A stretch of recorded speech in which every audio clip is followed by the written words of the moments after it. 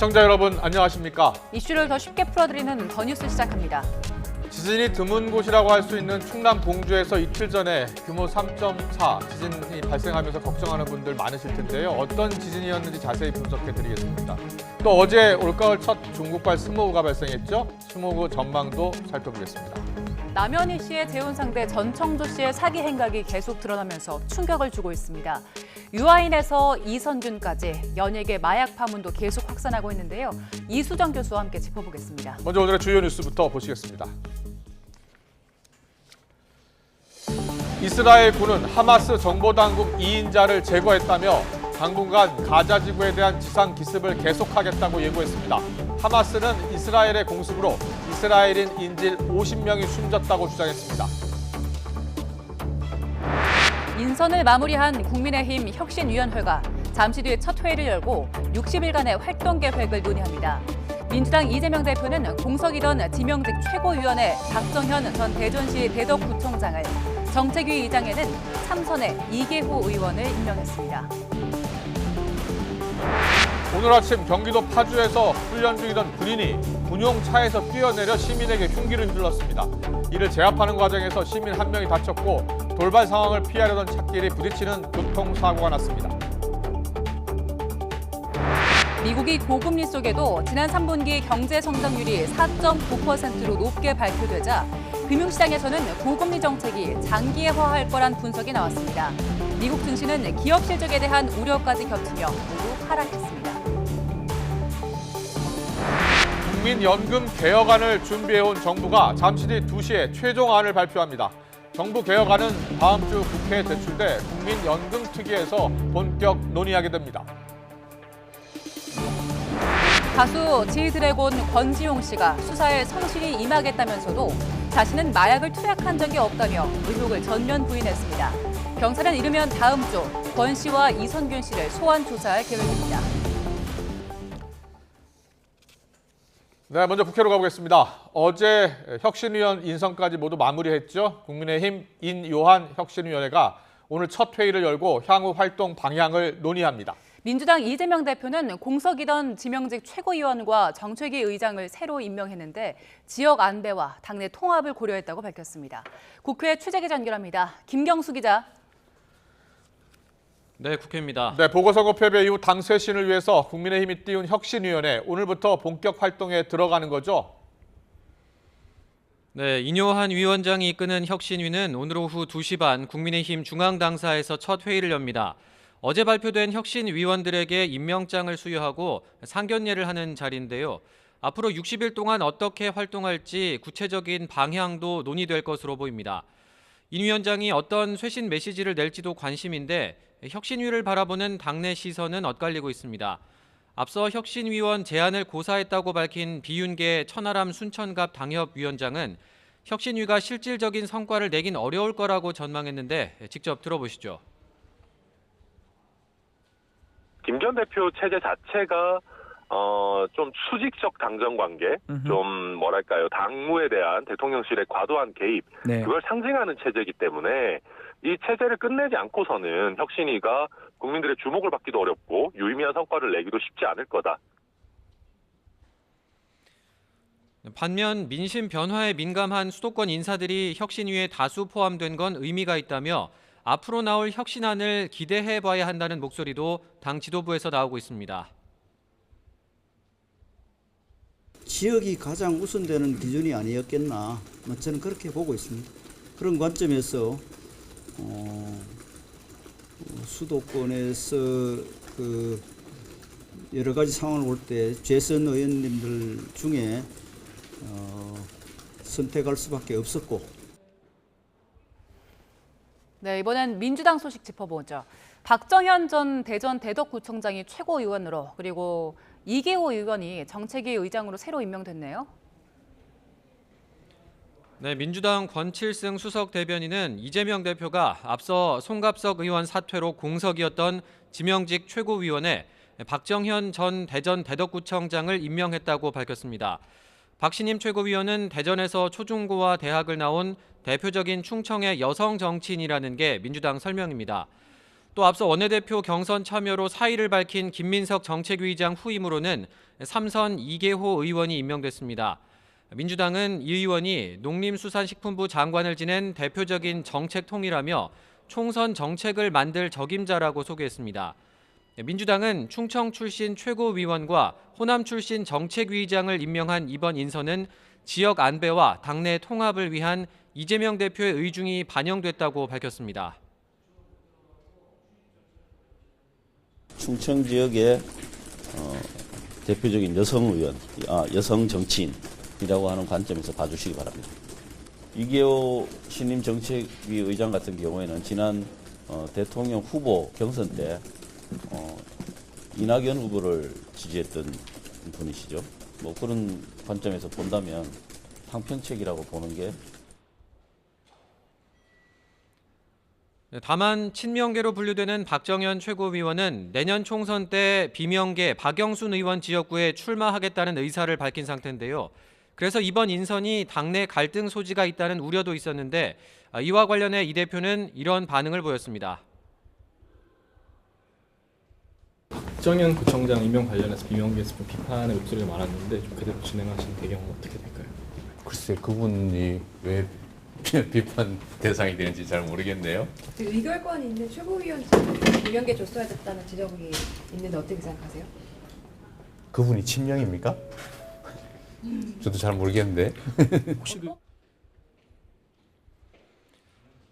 지도부 인선을 마무리한 민주당은 국정감사가 끝나면 조만간 총선 대비 체제로 돌입할 것으로 보입니다. 다만 비명계를 향한 강성 지지층의 도 넘은 공격에 대해 지도부가 조치를 취해야 한다는 목소리가 나오는 등 계파 갈등 불씨는 여전히 남아 있습니다. 네, 21대 국회 마지막 국정감사 사실상 오늘로 마무리되는 거죠?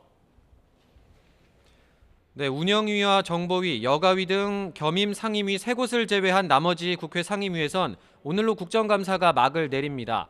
마지막 날인 오늘은 국방위, 정무위, 기재위 등 8개 상임위에서 종합감사가 진행되고 있는데요. 국방위에선 최근 북한 주민들이 동해로 목선을 타고 귀순한 사건과 관련해 우리 군의 경계태세에 문제가 없었는지에 대한 질의와 함께 9.19 남북 군사 합의 실효성, 순직 해병 사건 수사 외압 의혹, 홍범도 장군 흉상 이전 문제 등도 거론되고 있습니다. 기재위에선 내년도 연구개발 예산 삭감 문제와 현재 경기 상황에 대한 진단을 두고 여야가 엇갈린 시각을 노출했고, 국토위에선 서울 양평고속도로 종점 변경과 휴게소 특혜 의혹이 주요 쟁점이 됐습니다. 지금까지 국회에서 전해드렸습니다. 오늘 아침에 경기도 파주에서 훈련을 받고 있던 군인이 여러 시민을 상대로 흉기 난동을 벌였습니다. 현장에서 군인을 체포한 경찰은 자세한 범행 경위를 조사하고 있습니다. 취재기자 연결해서 자세히 알아봅니다. 권준수 기자. 네, 사회부입니다. 네, 오늘 아침에 있었던 일인데요. 갑자기 군인이 어떻게 흉기 난동을 벌이게 된 겁니까? 네, 오늘 아침 8시 50분쯤 경기도 파주시 조리읍에서 군용 차량 여러 대가 훈련을 마치고 부대로 복귀 중이었습니다. 그런데 기갑부대 소속인 현역 군인 20대 남성 A씨가 갑자기 차량 한 대에서 뛰어내렸는데요. 인근에 있던 다른 시민들의 차량으로 다가간 A씨는 흉기를 들고 차 키를 내놓으라며 협박했습니다. 이렇게 위협을 이어가던 A씨는 군 관계자와 시민들에게 제압됐는데요. 이 과정에서 시민 한 명이 팔을 다쳤습니다. 또 돌발 상황을 피하려다 차들끼리 서로 부딪히는 등 교통사고도 발생했는데요. 목격자 인터뷰 직접 들어보시겠습니다. 운전석에 끄집 내리고 나서 하긴 하니까 이제 저 군인인 거지, 상병. 그 군인은 여기 바닥에 들어 누워 있고 한 20분 동안 들어 있고 군인들이 설득을 해도 일어나지도 않고. 현장에서 A씨를 체포한 경찰은 자세한 범행 경위를 조사하고 있는데요. 경찰은 A씨가 총기를 갖고 있지는 않았다며 곧 군사경찰에 인계할 계획이라고 설명했습니다. 군 관계자는 훈련 도중에 이 같은 사건이 발생한 것에 대해 안타깝게 생각한다며 사건 조사 결과가 나오는 대로 엄정히 처리할 예정이라고 밝혔습니다. 지금까지 사회부에서 전해드렸습니다. 이스라엘군이 앞으로 여러 날 동안 가자 지구에 탱크와 보병 등을 동원한 제한적 지상 기습을 계속할 거라고 밝혔습니다. 미국 CNN 방송 등에 따르면 이스라엘군 대변인인 다니엘 하가리 소장은 현지 시간 26일 하마스와 전쟁에서 다음 단계를 준비하기 위해 가자 지구에서 제한적 지상 기습을 지속할 거라고 말했습니다. 또 본격적인 가저지구 지상군 투입 시기와 관련해 여건이 맞으면 기동이 시작될 것이고 작전이 복잡하기 때문에 여건도 복잡하다고 설명했습니다. 정부가 잠시 뒤에 국민연금심의위원회에서 심의한 제5차 국민연금 종합운영계획을 발표합니다. 현장으로 가보겠습니다. 확정하였습니다. 이번 종합운영계획안은 지난 3월에 발표한 재정추계 결과를 바탕으로 재정계산위원회의 자문안, 24차례에 걸친 국민 의견 수렴 결과와 국회 연금개혁 특위 논의 내용을 종합적으로 검토하여 마련하였습니다. 계획안은 3가지 특징을 담고 있습니다. 첫째, 국민연금을 지속가능한 노후소득보장제도로 개편하기 위해 구체적인 개혁과제를 제시하였습니다. 노후소득 보장 강화, 세대 형평과 국민 신뢰 제고, 재정 안정화, 기금 운영 개선, 다층 노후소득 보장 정립 등 5대 분야 총 15개 과제를 마련하였습니다. 둘째, 미래 준비를 위해 재정 방식 개선 등 공론화 과제를 포함하였습니다. 인구 경제 여건의 급속한 변화에 대응하기 위해 자동 안정화 장치의 도입 또는 확정 기여 방식으로의 전환에 대한 국민의 의견을 수렴하고자 합니다. 기초연금은 40만 원으로 인상할 계획이나 구체적인 인상 시기와 방법은 국민연금 개혁과 연계하여 논의해 나가겠습니다. 셋째, 보험료율과 소득 대체율에 대해서 개혁 방향은 제시하였으나 확정적인 수치는 포함하지 않았습니다. 전문가, 경영계와 노동계, 세대별 의견이 다양한 만큼 특정안을 제시하기보다 공론화 과정을 통해 폭넓은 논의가 이루어지는 것이 바람직하다고 판단하였습니다. 보험료율과 소득 대체율의 적정 수준은 다층 노후소득 보장체계의 논의 결과에 따라 달라질 수 있으므로 향후 국회의 연금개혁 특위에서의 구조개혁 논의와 연계하여 결정하겠습니다. 또한 이르면 연말에 새로운 장래 인구 추계가 나올 예정이므로 이를 바탕으로 논의를 이어가겠습니다. 연금개혁은 70년 이상을 내다봐야 하는 국가적 대사입니다. 우리보다 먼저 인구구조 변화를 경험한 해외 주요 국가도 장기간의 논의를 거쳐 개혁을 이루었습니다. 충분한 논의와 사회적 합의가 무엇보다도 중요합니다. 따라서 국회와 함께 공론화 과정을 통해 보험료율과 소득 대체율의 구체적인 수준을 결정해 나가는 것이 바람직합니다. 다음으로 종합운영계획안에 포함된 5대 분야 주요 개선 과제에 대해서 설명드리겠습니다. 노후소득 보장은 실질 소득 강화에 중점을 두었습니다. 이를 위해서는 무엇보다도 연금 가입 기간의 확대가 중요합니다. 저소득층 보험료 지원 대상을 납부 재계좌에서 저소득 지역 가입자로 넓히고 지원 기간도 1년 이상으로 확대하여 저소득층의 연금 가입 기간을 늘리겠습니다. 이와 함께 소득 활동을 하는 수급자의 연금을 감액하는 제도를 폐지하여 실질적인 보장 수준을 높이겠습니다. 명목 소득 대체율 조정은 기초연금, 퇴직연금 등 다층 노후소득 보장 체계와 연계해서 검토해 나가겠습니다. 세대 간 형평과 국민 신뢰를 제고하는 것 역시 중요합니다. 연금 개혁과 함께 지급 보장 조항을 법률에 명문화하겠습니다. 청년 세대를 위해 출산, 군 복무 같이 사회적으로 가치 있는 활동에 대한 보상도 강화하겠습니다. 출산 크레딧을 첫째 아이부터 지원하고 군 복무 크레딧 인정 기간도 6개월에서 전체 복무 기간으로 늘리겠습니다. 국민연금의 지속 가능성을 담보하기 위해서는 점진적인 보험료율 인상이 불가피합니다. 다른 OECD 가입 국가와 비교할 때 소득 대체율은 유사한 반면 국민연금 보험료율은 절반 수준에 불과합니다. 다만 인상 수준에 대해서는 의견이 다양하므로 사회적 논의를 통해 결정해 나가되 세대 간 형평성을 고려하여 인상 속도를 연령 그룹에 따라 차등하는 방안을 적극 검토하겠습니다. 연금을 받기 시작하는 연령도 매우 중요합니다. 고령화 속도를 감안하면 수급 개시 연령의 조정이 필요하나 은퇴 후 소득 공백 기간을 고려할 때 고령자 계속 고용 여건이 성숙된 이후 논의를 시작하는 것이 바람직합니다. 기금 수익률 제고를 위한 과제도 추진하겠습니다. 기금 수익률 1%포인트 인상은 보험료율 2%포인트를 인상하는 효과가 있습니다. 이번 계획안은 기금 수익률을 1%포인트 이상 제고하는 목표를 명확하게 제시하였습니다. 이를 달성하기 위한 해외 투자와 대체 투자 비중 확대, 해외 현지 사무소의 추가 설치 등도 차질 없이 이행해 나가겠습니다. 또한 국민연금 외에 기초연금과 퇴직연금, 개인연금과 함께 다층적인 노후소득 보장체계를 정립해 나가겠습니다. 이상의 개혁 과제 중 국고 투입이 불가피한 과제는 연금의 지속가능성 제고와 세대 간 형평성 강화를 위한 과제와 연계하여 추진함으로써 국민연금에 대한 국민의 신뢰를 확보해 나가겠습니다. 제5차 국민연금 종합운영계획안은 국무회의 심의를 거쳐 10월 31일까지 국회에 제출할 계획입니다. 정부의 계획안은 연금 개혁을 위한 본격적인 사회적 논의의 시작점이 될 것입니다. 앞으로 국회와 긴밀히 협력하고 사회적 논의를 통해 국민과 함께 개혁안을 만들어 가겠습니다.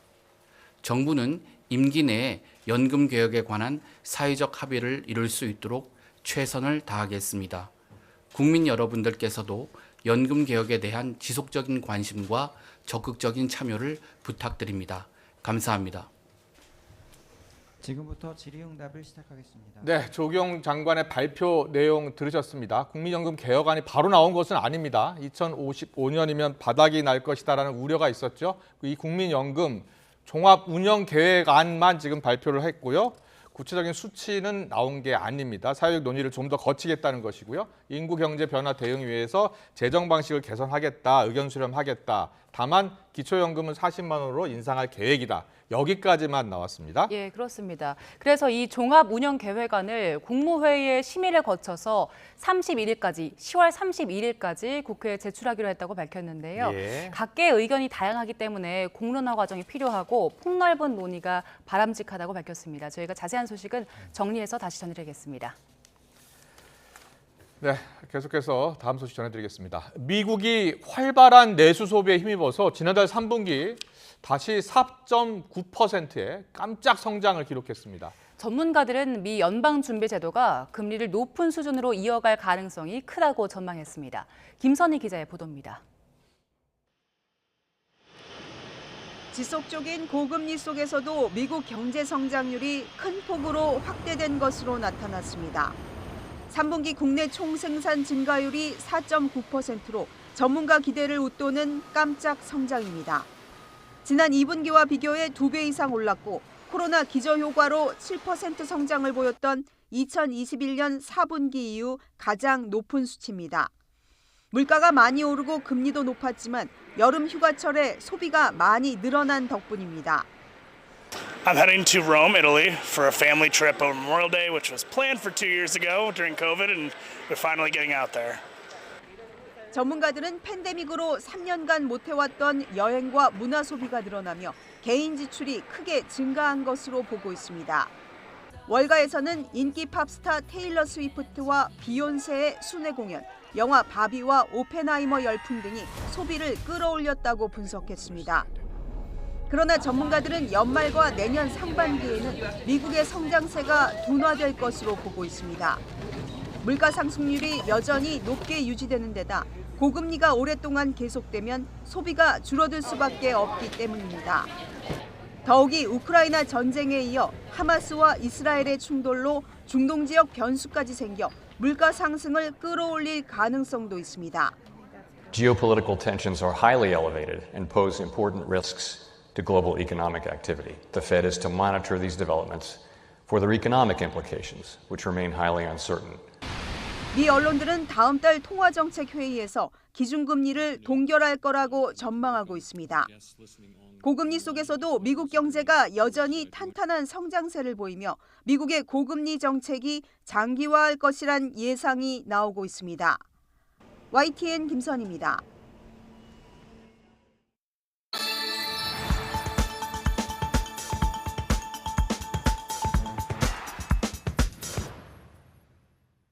네, 펜싱 전 국가대표 남현희 씨, 재혼 상대자로 알려졌던 전청조 씨에 대한 의혹이 일파만파 커지고 있습니다. 성별 진위 논란부터 과거 사기 행적까지 여러 의혹들이 꼬리를 물었고요. 하나씩 사실로 드러나고 있는데요. 관련해서 이수정의 사건 파일에서 자세히 짚어보겠습니다. 교수님 안녕하세요. 네, 안녕하십니까. 예, 네. 저희가 오늘 사건을 영상으로 만들었는데요. 영상 먼저 보고 오겠습니다.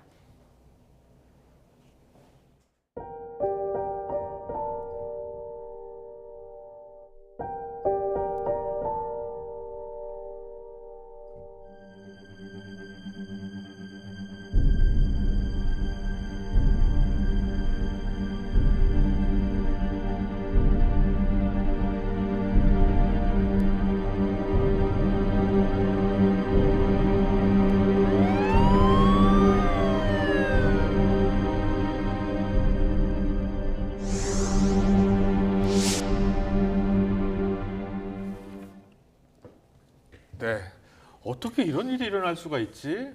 글쎄요. 이렇게 생각하는 네. 분들 많고요. 어디까지가 정말 사실이고 나머지가 다 거짓인지를 잘 모르겠어요. 네, 뭐 어디까지가 사실이냐? 사실이 하나도 없는 것 같아요. 사실이 없는 것 같아요. 일단 네. 전청조 씨가 한 얘기는 심지어 성별까지 예.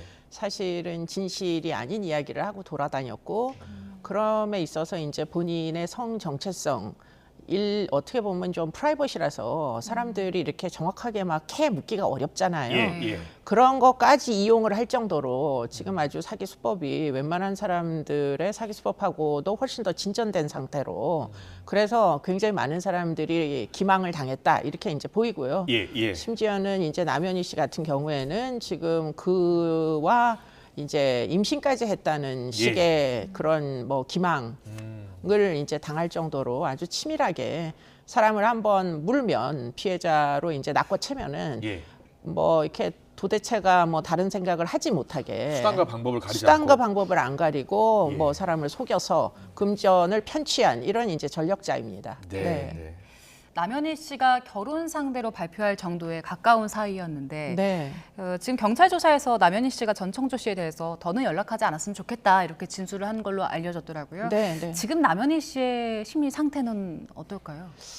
지금 이제 남현희 씨는 뭐 천만다행하게도 가족들이 남현희 씨를 지금 돌보고 있어요. 그렇기 때문에 지금 좀 막 불안한 상태는 약간 이제 좀 지난 것 같은데 그런데 이제 남현희 씨는 한때는 틀림없이 사랑하지 않았을까 이런 생각을 하기는 그렇게는 좀 그 생각이 듭니다. 바로 그게 취약성이었을 거예요. 아마 속임을 당하는 피해를 입는 사랑했기 때문에 아마 피해가 시작되지 않았을까 이런 생각이 드는데 의심을 하려고 할 때마다 이제 이 전 씨는 자신에게 의혹을 갖는 부분을 어떻게 해서든 해명하려고 없는 사람을 만들어내기도 하고 또 뭐 임신을 안 했음에도 임신한 것처럼 이제 뭐 어떻게 보면 기망하기도 하고 뭐 이런 종류의 이제 여러 가지 시도를 했기 때문에 남 씨가 사실은 의심을 아주 꽤 많이 했던 것 같아요. 그런 타이밍은 많이 있었는데 그런데 이제 남 씨도 좀 문제가 없지는 않았던 게 어떤 점에서요? 문제는 본인만 속은 게 아니라 그 주변 사람들이 다 속게 만드는 어떻게 보면 좀 이렇게 약간 촉진을 시키는 뭐 촉매 같은 역할을 하기는 했어요. 자신의 학원에 이 전 씨를 계속 데리고 다니면서 이 사람이 사실은 미국에서 뭐 어찌저찌하여 뭐 상당히 능력 있는 이제 사업가다 이런 이야기를 마치 남 씨가 보증해 주듯이 계속 전 씨를 대변하다 보니까 문제는 피해자들이 다름 아닌 이 남 씨의 친인척부터 시작해서 지금 그 학부형까지 모든 사람들이 다 남 씨와 인맥이 있는 사람들이 지금 전 씨의 사기의 피해자가 됐다는 거예요.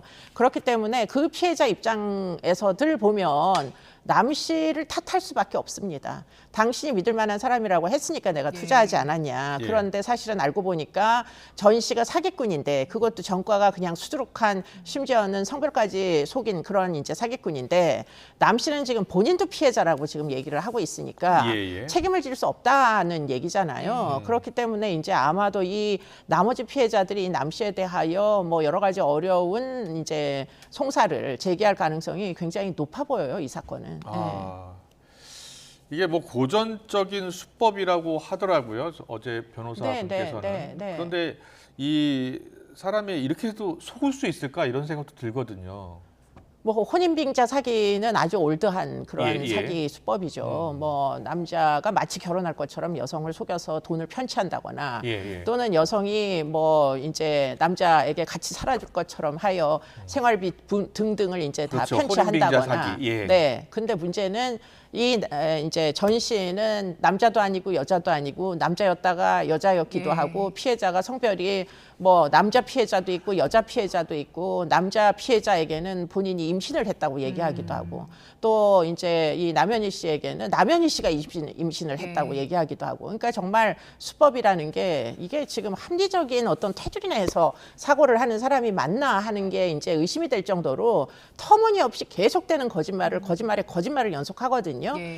그래서 일설 이 사람의 이제 정신 상태가 이게 좀 감정이 필요한 거 아닌가 이런 이야기들이 나오는 게 전청조 씨. 네, 전청조 씨. 거짓말이 너무 터무니없다 보면 이제 공상허언증이라는 증세가 있는 경우들도 있어요. 그렇기 때문에 이 사람이 진짜 이 거짓말에 순간순간 자기가 진짜 이제 그런 재벌 3세다라고 믿어서 마구 거짓말을 해놓고는 또 이제 그게 깨질 것 같으니까 또 더 큰 거짓말을 갖다가 뭐 어떻게 보면 임기응변식으로 계속 거짓말을 확장시켜 나가는데 나중에 알고 보면 허술하게 짝이 없는 그런 이제 빈틈이 이루 말할 수가 없는 거죠.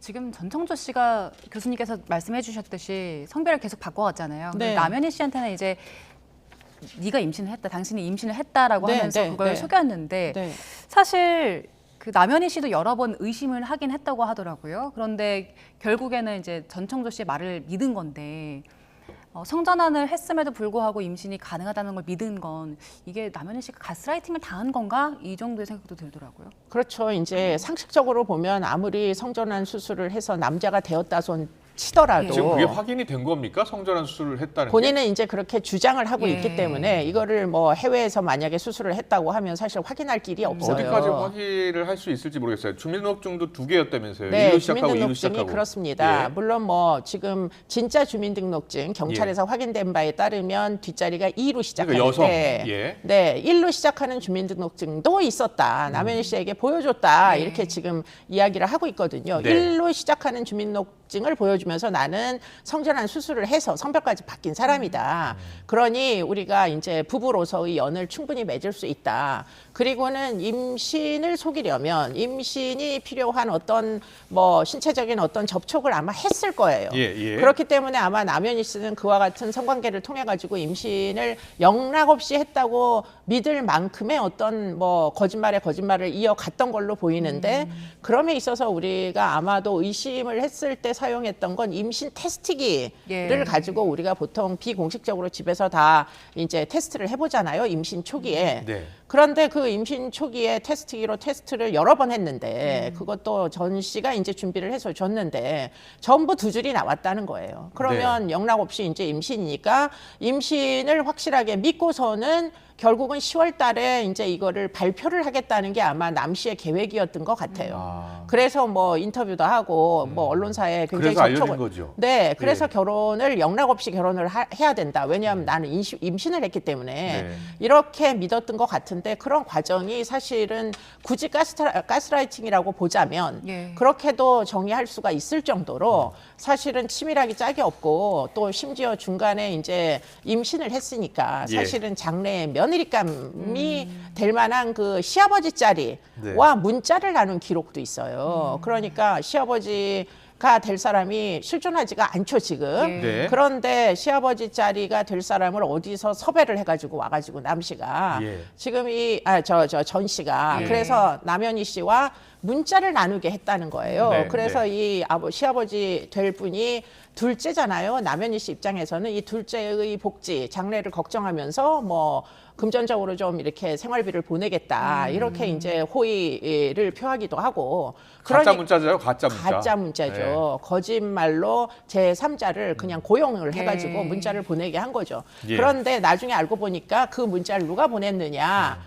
전청조 씨가 보냈을 개연성이 굉장히 높다는 거예요. 본인이요? 네, 전화기가 2개였답니다. 네. 그래서 평상시에 쓰는 휴대폰 말고 이 남현희 씨가 새로운 휴대폰에서 그 시아버지 자리가 보낸 문자 내용을 확인을 하게 돼서 네. 그게 이제 아마 23일, 24일, 25일 사이에 있었던 일인 것 같아요. 그렇군요. 예. 그래서 파탄이 나는 지경에 이른 겁니다. 네. 그 성전환 한 사람들이 네, 전 네. 세계에도 많고요. 네, 많죠. 보통 부부가 되면 네. 거기서 임신을 보통 할 수 임신을 있느냐. 할 수 네, 있느냐 이 네. 문제는 보통 입양을 많이 하거든요. 그렇죠. 왜냐하면 예. 생물학적으로 정자가 생산이 안 되면 임신이 안 돼요. 그렇죠. 그렇기 때문에 아무리 외부 기관을 수술을 해서 모양을 변화시킨다고 하더라도 예. 일단 원천적으로 성전환 수술을 한 경우에는 임신이 잘 안 됩니다. 그러니까 그래서요. 네. 그래서 남현희 씨가 그 임신 테스트기 10개를 뭐 했다고 하고 네, 네, 그래서 네. 임신이 됐다고 한다고 치더라도 네. 남현희 씨도 이게 인터넷에 검색을 하면 금세 알 수 있었던 것 아니냐 생각도 들어요. 그러니까 이제 그 대목이 진짜 속은 게 맞냐 아니면 그렇게 주장을 하는 거냐 아니면 한 반반 반신반의 하면서 이게 이제 의사결정을 못한 채 그냥 시간이 지연된 거냐 그 부분은 현재로서는 남현희 씨 입장은 다 예. 속았다 완전히 속았다는 예. 입장이고 예. 지금 이제 금전적으로 손실을 본 이 피해자분들은 지금 둘이 뭔가 좀 이렇게 교류가 있어가지고 속았다고 지금 주장만 하고 있는 거 아니냐 이런 얘기인데 예. 지금 유의하셔야 되는 건 임신 테스트기예요. 이게 온라인으로 사고 팔립니다 지금. 그렇기 때문에 절대 이 뭐 거짓말로 이렇게 임신 테스트기 온라인으로 사셔가지고 검사하시면 물만 닿으면 두 줄이 나오는 가짜 임신 테스트기가 있어요. 그러니까 꼭 산부인과를 가시든 아니면 약국에서 포장된 임신 테스트기가 있습니다. 그렇기 때문에 그런 것들을 통해 가지고 임신 테스트를 해야지. 네. 안 그러고 이 전 씨가 쓴 것 같은 저런 것들 온라인으로 구매하셔가지고 하시면 정말 큰 그 착오가 발생합니다. 알겠습니다. 여러 가지 의혹, 뭐 주장들이 지금 난무한 상황에서 지금 다 거짓말 같다고 하셨는데 일단 경찰 수사를 통해서 무엇이 진실인지는 좀 확인을 그렇습니다. 해야 될 네, 것 같아요. 네, 예, 알겠습니다. 저희 다음 사건으로 좀 넘어가 보겠습니다. 예. 지금 연예계에서 마약 파문이 터지면서 예. 전체로 확산하고 있는데 관련 영상을 준비했거든요. 저희 영상 보고 오겠습니다. 태블 넘버 7 마레 하나 알페스토 하나 봉골레 둘 또르텔로니 하나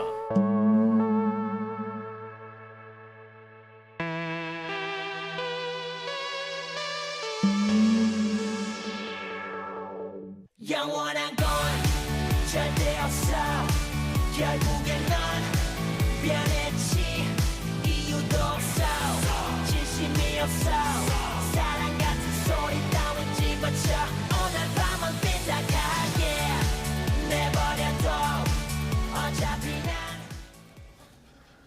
네, 교수님 모시고 우리나라 마약이 정말 너무 많이 퍼져 있다. 큰 문제다. 대학가까지도 비상이다라고 했는데 지금 연예계에서 터졌습니다. 네, 뭐 마약 안 그래도 뭐 여러 번 저희가 여기서도 마약 얘기했는데 예. 지금 이제 드디어는 줄줄이 저희가 왜 강남권의 유흥업소와 무슨 뭐 의료계와 다 확인해야 된다 뭐 이런 얘기 얼마 그랬었죠. 전에 했었잖아요. 예, 예. 그런데 그 결과 지금 완전히 그 똑같은 저희가 얘기했던 사건들이 이제 터지기 시작했습니다. 예, 의사들도 조사한다고 하고요. 네, 지금 이제 약물을 이제 공급한 사람이 동일하다는 거예요. 지금 예. 이성균 씨와 지 드래곤에게 약물 공급자가 동일인이다. 그런데 그 사람이 의사다. 이게 지금 이제 처방을 할 수 있는 권한을 남용을 하는 거죠. 이런 네, 사람들이 지금 이제 연예인들에게 이와 같은 약물을 제공하는데 문제는 그 사이에 제공하는 장소가 있어요. 그게 장소, 뭐냐면 예. 그게 유흥업소입니다. 유흥업소요. 멤버십으로 뭐 아무나 들어갈 수가 없는 유흥업소가 있고 그 실장이라는 사람이 지금 약물을 제공을 해서 이 사람은 입건이 됐어요. 예, 예. 그런데 그분의 지금 디지털 포렌식을 해가지고 그 사람의 이제 어떤 공급 그 대상자 유저들의 이제 어떻게 보면은 목록이 조만간 다 쏟아져 나오게 생겼는데, 네, 리스트가 꽤 많이 이제 뭐 연예인들도 포함돼 있고 재벌에 이제 뭐 2세, 3세죠. 그런 분들도 포함돼 있고 지금 수사 대상이 10명이고 5명이 입건된 이런 상태입니다. 네. 권지용 씨가 과거 2011년에 대마초 흡연 혐의로 검찰 조사 받았을 네. 때 기소유예 처분을 받긴 했는데 이번에는요 아예 부인을 했습니다. 저는 마약을 투약한 사실이 없다라고 부인을 했는데 이 대응은 어떻게 보셨어요? 저는 뭐 현재로서는 어쩔 수 없는 대응일 거다. 왜냐하면 이 사람 전력이 있잖아요. 수사경력조에 이미 대마초 사용자로 기록이 남아 있다 보니까 그러면 이제 재차 입건이 되는 경우 뭐 징역형을 면하기가 어려울 수도 있어요. 상습 사용자이기 때문에 그렇기 때문에 일단은 부인하고 보자. 뭐 안 나올 수도 있는 거니까. 그런데 이제 그래서 정밀 뭐 여러 가지 뭐 검사를 이제 하겠죠, 감식을. 그러면은 아마도 지금 안 했다라고 얘기했던 연예인들이 지금 다 알고 보면 전부 다 지금 구속이 돼 있잖아요. 유아인도 마찬가지였고. 그러다 보니까 지금 뭐 이분도 권지용 씨도 지금 일단은 부인하지만 검사를 다 하게 되면 결국은 무엇인가가 나오지 않을까 이런 걱정을 지금 다들 하고 있는 상태죠. 그렇군요. 예. 그런데 이런 연예인들 관련 마약 소식이 터지니까 관계없는 연예인들도 오르내리고 있어요, 이름이. 근데 모두 뭐 경찰도 확인해서 아니다라고 했는데도 이런 뉴스들이 터져서 가짜 뉴스죠. 네, 이런 가짜 피해도 좀 심한 것 뉴스입니다. 같아요. 네, 근데 이제 가짜 뉴스가 터지게 된 연유는 이제 이분들이 다니는 아마 그 경로들이 비슷비슷한 것 같아요. 그러다 보니까 이제 뭐 만약에 무슨 의원이다 그러면 수면제 같은 거 처방받으러 들어가면 다 같은 이제 문제로 지금 이렇게 왕래를 하는 거 아니냐 이렇게 지레짐작으로다가 지금 이 리스트가 사실은 온라인에 뭐 꽤 많은 리스트들이 떠돌고 있다고 그래요. 근데 이런 이제 소문 중에 다수는 사실은 근거 없는 소문이라고 지금 알려지고 있고 일부 여자 이제 가수 한 분, 배우 한 분은 입장도 밝혔어요. 나는 아무 관계가 없는데 내 이름이 뭐 지금 막 거론되고 있어서 내가 참 난처한 입장이다. 이렇게 이제 대응을 하기 시작했습니다. 알겠습니다. 오늘 여기까지 듣겠습니다. 전청조 씨 잇단 사기 행각이 드러나고서 충격을 주고 있는데요. 이와 관련해서 이수정 경기대 범죄심리학과 교수와 짚어봤습니다. 잘 들었습니다. 고맙습니다.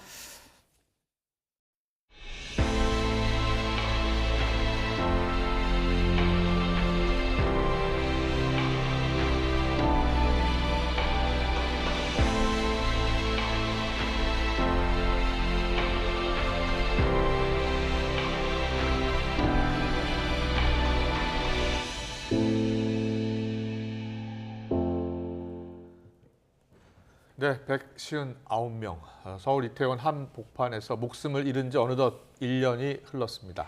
가족을 떠나보낸 사람들은 그 1년 사이에 일상으로 돌아올 수 있었을까요? YTN은 이태원 참사 100일 때 만났던 유족을 다시 만나서 이야기를 들어봤습니다. 강민경 기자가 전합니다. 이태원 참사 100일을 맞아 YTN이 희생자 유족 한 분 한 분을 만나서 어렵게 그분들의 이야기를 들어봤습니다. 이들은 참사 이후 자신들의 일상이 완전히 무너져 내렸다고 입을 모읍니다. 동생이 없는 저의 삶은 뭔가 TV가 딱 꺼진 것처럼 10월 29일에 딱 멈춘 것 같아요. 이태원 참사가 일어나고 꼭 100일이 됐을 때 YTN이 만난 유가족들은 심각한 후유증에 시달리고 있었습니다. 세상에 저 혼자만 남겨진 기분이었거든요. 그래서. 유족들이 바란 건 진상규명과 책임자 처벌, 그리고 무분별한 2차 가해 자제였습니다. 물리적으로 처리했으면 저희가 여기 와서 부장서 왜 차립니까? 참사 후 1년이 지난 지금 유가족들의 바람은 이루어졌을까? YTN은 참사 100일 당시 인터뷰했던 유가족들을 다시 만났습니다. 고 이민아 씨의 아버지 이종관 씨. 풀리지 않는 의문을 품고 일주일에 사나흘씩 서울시청 분향소를 지킵니다. 지금까지 1년이 다 돼도 유가족 상대로 브리핑 한 번 없다는 게 저희는 참 답답합니다. 진상규명이 다 됐다고 생각해서는 오히려 특별법을 받아들여서 큰딸을 먼저 보낸 어머니에게 가끔 들려오는 차가운 말은 매번 비수가 돼 가슴을 후벼 팝니다. 얘네들 뭐 마약하다가 옷 벗고 이렇게 하다가 죽었다며 막 이런 식으로다가 얘기할 때 그럴 때는 막 진짜 막 너무 분해서 손이 막 다 떨릴 정도로다가 김유진 씨는 동생을 잃은 뒤 아직 일터로 돌아가지 못했습니다. 몸은 일상으로 돌아가려고 노력하고 있는데 마음은 좀처럼 그렇게 되지 않는 것 같아요. 시간이 흐를수록 동생이 떠난 자리가 더 크게 느껴지기도 하고 그때는 동생이 없다는 걸 받아들이지 못했었는데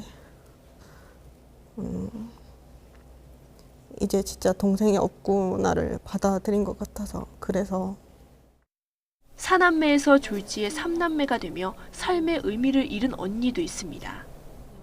제가 살아온 모든 삶을 부정당하는 느낌이고 앞으로의 삶도 이럴 거라고 생각이 드니까 책임질 위치에 있는 사람들이 이야기를 들어주기만 했어도 일상 회복이 이렇게 더뎌지진 않았을 겁니다. 가장 크게 바라는 건 대화예요. 다른 걸 하기 전에 일단 대화라도 먼저 해보고. 그러나 정부는 여전히 대답이 없고 책임자들은 처벌을 회피하려 변명만 늘어놓습니다. 유가족들은 얼음물에 가라앉는 기분으로 하루하루 지쳐갑니다. 그러니까 일반 시민분들이 하는 2차 가해가 아니라 그런 고위 당직자들이 하는 무책임한 그런 말들이 저희를 더 힘들게 하는 것 같고요. 가장 두려운 건 무관심과 잊히는 겁니다. 그래서 유가족들은 이태원이 어두운 이미지로 남는 걸 원하지 않습니다. 이태원이라는 장소와 할로윈이라는 날이 금기시되는 것으로 안 느껴졌으면 좋겠어요. 추모는 추모대로 해도 되고 또 죄책감을 안 가지시고 안전하게 잘 지내면 된다고 생각을 하거든요. 참사와 함께 멈춰버린 시계를 다시 작동시킬 수 있는 건 결국 사람의 온기입니다. 분향소에 가서도 이제 언니들 이제 보고 이제 그 우리 유가족들 이제 하고 만나면서 이제 많이 지금 좋아지는 상황이고 있어요, 지금. 언젠가는 10월 29일이 돼도 웃으면서 고인을 추억할 수 있기를 소망합니다. 지금은 임시 공간이지만 언젠가는 공식적인 자리가 생기면 거기서 가족들이 함께 모여서 그래도 마음 편하게 아이들 이야기를 할 수 있는. YTN 강민경입니다. 이 시각 간추린 뉴스입니다. 밤사이 경기 화성과 충남 서산, 인천 강화에서 소바이러스성 질병인 럼피스킨병이 확진이 5건 늘었습니다. 이로써 럼피스킨병 확진 농가는 현재까지 모두 47곳으로 늘었습니다. 한국은행이 발표한 통계를 보면 지난해 7월부터 내림세였던 대출 금리가 3개월 만에 상승 전환해 지난달 예금은행의 전체 대출 평균 금리는 연 5.17%로 나타났습니다. 오늘 취임 1주년을 맞은 이재용 삼성전자 회장이 부당 합병과 회계 부정 혐의 재판 참석을 위해서 서울중앙지방법원에 출석했습니다. 이 회장은 취임 1주년 소회 등을 묻는 취재진 질문에 별다른 말 없이 법정으로 향했습니다. 외국인 전용 유흥업소 종사자들의 인권 침해를 방지하기 위한 정부 합동 점검이 올해 말까지 실시됩니다. 네, 요즘같이 찬바람이 불기 시작할 때면 꼬막이 제철인데요. 주산지인 전남 보성에서는 살이 통통하게 오른 자연산 꼬막 채취가 한창이라고 합니다. 네, 세계의 자연유산인 벌교 갯벌 일대에서는 꼬막 축제가 열리고 있는데요. 현장에 취재기자 나가 있습니다. 오선열 기자. 네, 전남 보성 벌교 꼬막 축제장에 나와 있습니다. 자연산 꼬막은 벌교 아니면 맛보기 어렵다던데요. 미식가들이 많이 찾아오고 있습니까? 네, 전남 보성은 국내 꼬막 생산량의 70%를 차지하는데요. 이 찬바람이 부는 지금부터 한겨울까지가 제철이다 보니 이 꼬막의 쫄깃한 찬맛을 느끼려는 미식가들의 발길이 이어지고 있습니다. 이 보성갯벌 전체가 유네스코에 등재됐고 이 벌교 꼬막도 수산물 지리적 표시 제1호로 등록됐는데요. 올해 벌교 꼬막 축제가 청정 갯벌과 꼬막 그리고 문학의 만남을 주제로 막을 올렸습니다. 김철우 보성군수와 꼬막 축제 이야기 나눠보겠습니다. 군수님 안녕하세요. 안녕하세요. 반갑습니다. 네. 반갑습니다. 보성하면 꼬막인데 이 벌교 꼬막이 유명한 이유가 따로 있습니까? 네. 우리 벌교 꼬막이 우리가 먹을 수 있을 정도로 크기까지는 4년에서 5년간을 이 뻘밭에서 기다려야 됩니다. 우리 벌교꼬막은 유네스코 세계 자연유산에 등재된 청정갯벌에서 정말 좋은 미네랄을 먹고 자라고 있습니다. 이 꼬막 맛을 보시기 위해서 겨울이면 수많은 관광객들이 우리 벌교를 찾아주고 계시는데요. 우리 이 지역에 이런 말이 있습니다. 겨울철이면 엄지손톱을 깎지 마라. 왜냐하면 꼬막을 까 드시기 위해서 그런 겁니다. 예. 그래서 우리 관광객 여러분, 그리고 많은 분들이 우리 벌교를 찾아주고 계시는데요. 벌교 오시면 저희들이 잘 모시겠습니다. 그리고 현지에서 정말 맛있는 꼬막을 한번 드셔보시기 바라겠습니다. 예. 네, 끝으로 오늘 꼬막 축제가 개막했는데 다양한 볼거리가 마련됐죠? 네, 그렇습니다. 지금 보시다시피 많은 사람들이 찾아오고 있는데요. 벌교 꼬막 축제는 우리 남해안의 이제 대표 축제가 되었습니다. 당연히 꼬막과 관련한 다양한 프로그램들이 준비되어 있고요. 특히 소설 태백산맥의 주 무대인 벌교를 중심으로 태백산맥의 작가인 조정래 선생님과 함께하는 북콘서트, 문학기행 등 가을 향기 크한 축제들을 많이 준비해 놓았으니까 벌교로 오십시오. 저희가 정말로 잘 모시겠습니다. 감사합니다. 네, 오늘 말씀 감사합니다. 네, 고맙습니다. 예전과 비교하면 꼬막 생산량이 많이 줄긴 했지만 이곳 축제장엔 여자만 해서 갓수확한 꼬막이 가득합니다. 무려 1000명이 먹을 수 있는 꼬막 비빔밥과 꼬막구이 시식 등 다양한 꼬막 요리를 맛볼 수 있는데요. 바퀴 달린 뻘배를 타고 황금 꼬막을 찾는 등 가족이 함께할 수 있는 다양한 참여 행사도 마련됐습니다. 이 축제 기간에 풍성한 문학 행사도 준비됐습니다. 올해로 보성에 있는 태백산맥 문학관이 개관 15주년을 맞았는데요. 태백산맥 저자인 조정래 작가가 직접 축제에 참여해 시민들과 함께하는 벌교 문학기행도 선보입니다. 세계 자연유산인 갯벌과 제철 맞은 꼬막, 중도 방죽의 갈대밭을 한 번에 즐길 수 있는 벌교 꼬막 축제는 오늘부터 사흘 동안 계속됩니다. 지금까지 전남 보성 벌교 꼬막 축제장에서 YTN 오선일입니다. 동쪽 지방의 비도 대부분 그치고 대체로 구름만 많은 날씨를 보이고 있습니다. 현재 서울 기온은 19.7도로 선선함이 감돌고 있는데요. 다만 경북 지역은 저녁까지 산발적인 비가 조금 더 이어질 수 있겠고요. 오늘 호남 서해안과 제주도에는 초속 15m 안팎의 강한 바람이 불겠습니다. 주말인 내일은 가을 나들이 즐기기 참 좋겠습니다. 전국이 대체로 맑고 대기질도 양호하겠는데요. 다만 동해안에서는 널성 파도를 조심하셔야겠습니다. 내일 아침 기온은 예년 수준 보이며 다소 쌀쌀하겠습니다. 서울 9도, 대전 8도, 부산 12도에서 출발하겠습니다. 하지만 내일 낮 기온은 오늘보다 조금 높아 일교차가 크게 벌어지겠습니다. 서울 20도, 광주와 대구 21도가 예상됩니다. 당분간 맑고 일교차 큰 가을 날씨가 이어지다가 다음 주 수요일에는 수도권과 영서에 비가 내릴 전망입니다. 날씨였습니다. 네, 지진이 드문 곳이라고 할 수 있는 충남 공주에서 이틀 전에 규모 3.4 지진 발생하면서 걱정하시는 분들 많으셨을 겁니다. 어떤 지진이었는지 자세히 분석해 보겠습니다. 네, 그리고 어제 올가을 첫 중국발 스모그가 발생했는데요. 스모그 전망도 알아보겠습니다. 잠시 뒤에 뵙겠습니다.